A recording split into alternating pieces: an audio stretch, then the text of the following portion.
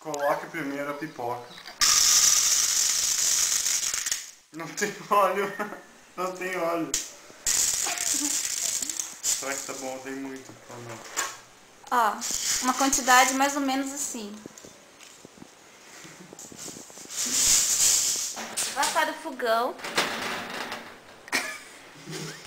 Você lembra disso? Coloque a pipoca na panela, né?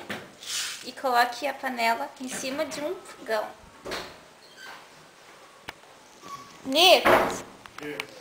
Ah, já veio o óleo. Cocamar.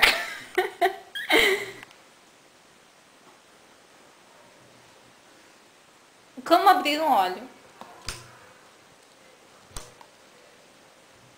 Não tá conseguindo? A lente tá meio suja. Aqui, ó. Coloque o óleo dentro da panela com pipoca. Tá bom? Tá bom. Não. Chacoalhe um pouco para misturar. Tá bom?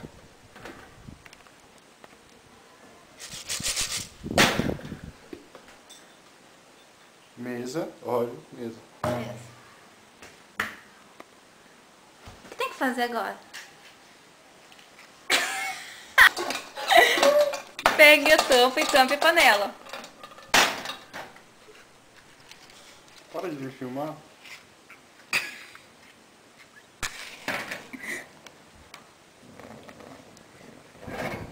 Ai, tem que fechar a porta. Cavalo. Que... Fecha a porta. Para o vento não apagar o fogo. Tem que falar certinho. Eu não posso botar agora. Eu faço assim, ó. Às vezes eu faço assim e chego com o fósforo perto do meu irmão. Daí fica... Ó, assim mesmo. Entenderam? Agora, coloque detergente na pipoca. Porque quando você pega o milho, ele não tá limpo.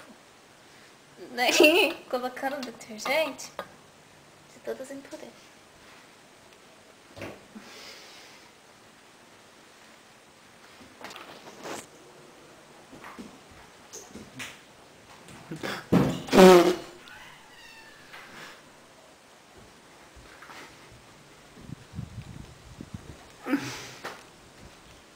Tá filmando ainda? Tá. Deixa eu filmar. A pipoca ainda não estourou. Os barulhos que a gente ouvia aqui. Nossa. A gente vai descer. Para, Nicolas. Não era pra falar meu nome, Clotilde! Não,